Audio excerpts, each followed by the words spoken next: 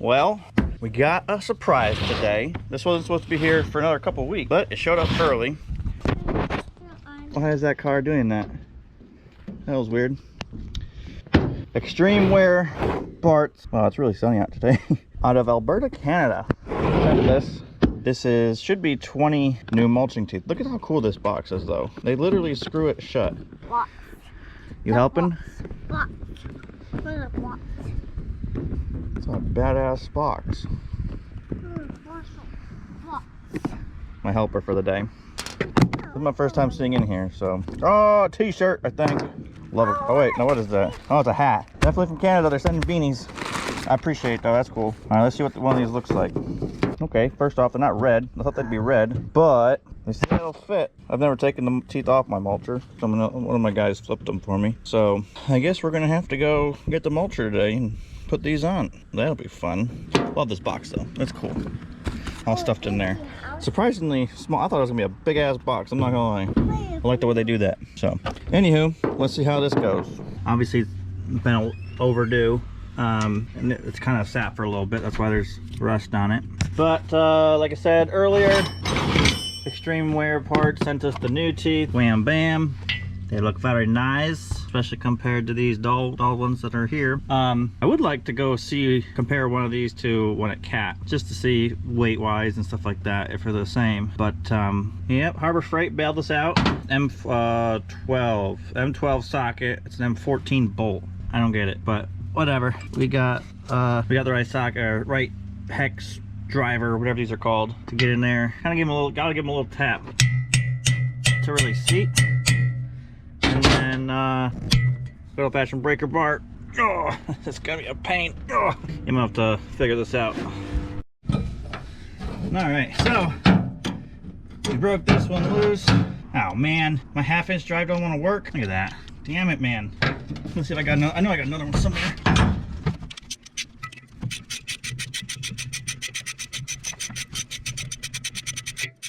Where my hammer is? Oh, it's in the skid steer. I'm so prepared today. Thought we weren't supposed to use thread locker. That definitely has some thread locker there on that nut. I don't know if you can see that. That's annoying. There's some rust in there too. That's okay. Tooth doesn't want to come off. We might have to get, I probably should have brought some actually, some PB. There we go. Oh. Look at this, I'm just trying to brush this off a little bit so y'all can see the used set of teeth versus a new set of teeth. So obviously these are reversible, so you just flip them and they wear side out. Well man, we really used them, didn't we? We got paperweights. Yeah, I can practice welding with them or something. Just want to make sure everything fits before I go full speed.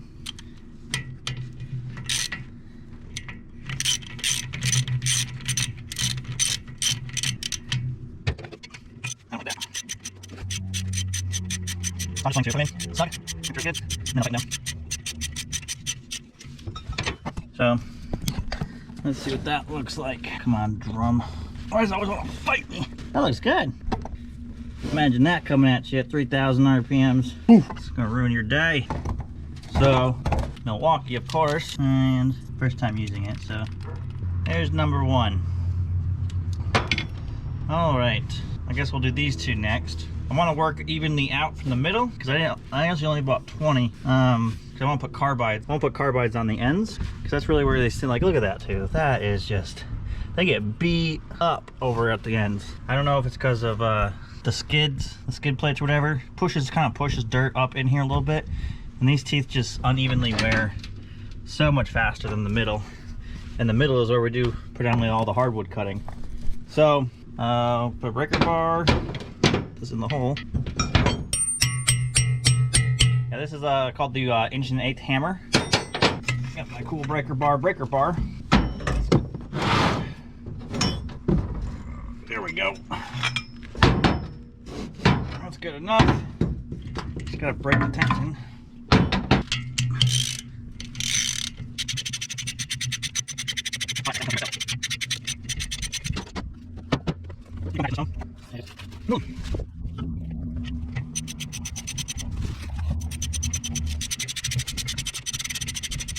There's tooth number 2. That's pretty easy. I had air tools or like a Milwaukee impact to be going faster for sure. But I actually don't see any paperwork about specs in here for torquing it. So we're just gonna do it. I think we'll just go with as tight as we can go. So I'm gonna set you up over my umbrella fell.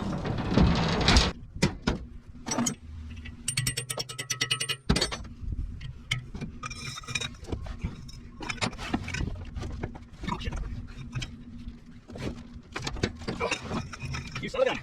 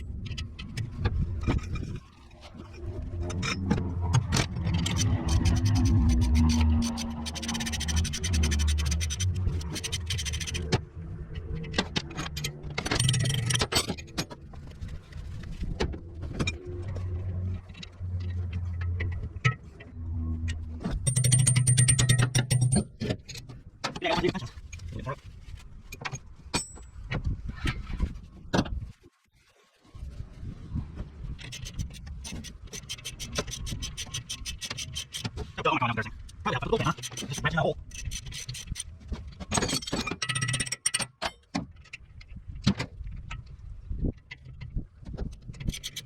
Oh.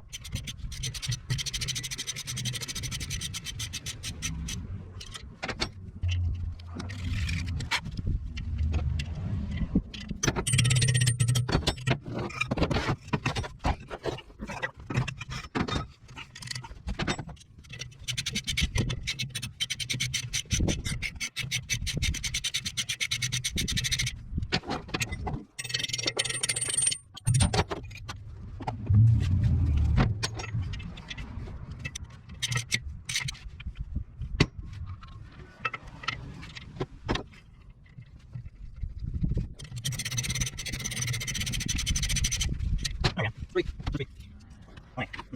Not too late. Yeah, we might don't blow them. I'll place it on. Now, I don't think that's how it goes.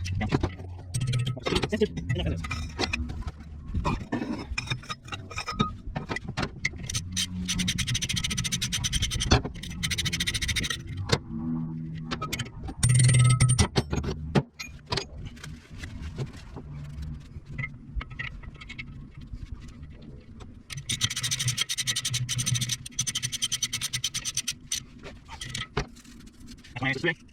And this should be 2A.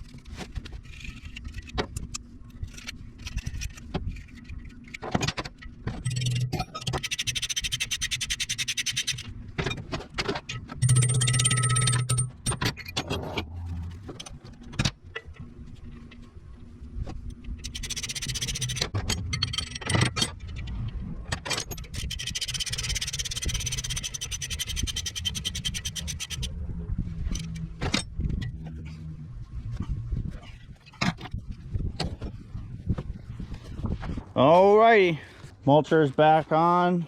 We do have a couple issues. One, the quick connect, disconnect hydraulics or whatever in there, they're not working for some reason. Only one side is moving.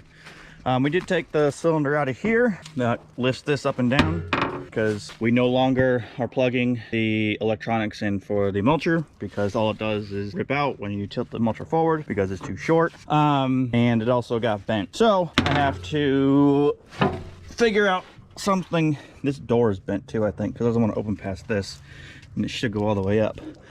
But I'm gonna buy a welder here soon, and I'm gonna weld something that goes in this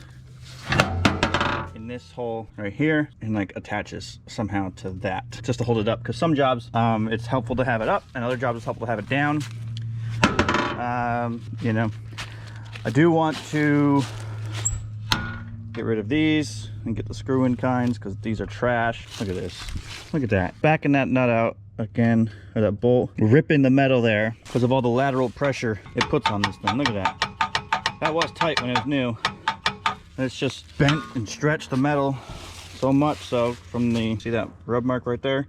It just pushes it to the side. Pisses me off. But machine is essentially ready to go to work tomorrow.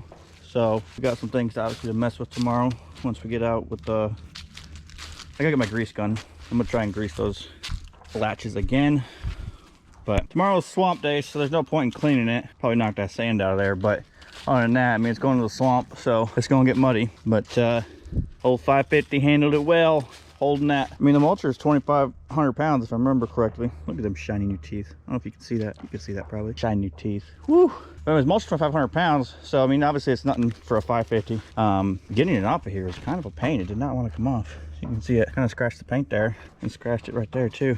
That turn, as I was making that turn, the mulcher shifted, and so yeah, man, that gouged the crap out of that. Look at that. It's like a 1/16 of an inch deep. Oh well, it's a work truck. But yeah, I think we've almost got the build planned. Almost. A couple more drives and I'm sure we will have it figured out. But 550 is almost ready to be tow rigged. So anyways, that's knife change. You know, we will keep on modifying this mulcher till we get a seam off, or until we like this one so much we won't buy a seam off, which I don't think is possible. Still waiting for the carbines to come in for the edges. We're gonna run those at least. 74 horsepower isn't ideal for it, but most of them are knives, and we're gonna keep these really sharp though. Probably just gonna go order another set of knives from Xtreme Wear. Actually, let's run these for a week or so and then see what they do. But we got 350 hours out of the first set of knives. I never want to do that again. I would like to replace knives every 150 hours, depending on obviously the stuff we're mulching. Flip them every 75, place every 150. I think that's a good, for how I run a mulcher and stuff, I think we can manage that. So anyways, if you have any questions, about FAE heads, it says cat, but it's an FAE head, or the cat skid steers, that's kind of my wheelhouse. Don't know much about bobcats, other than I will never own one. Yeah, like, subscribe, whatever. Don't. It's YouTube. Doesn't really matter, I don't think. I think it's just all about how long you watch the video for. So if you made it this far, thank you. Yeah, see ya.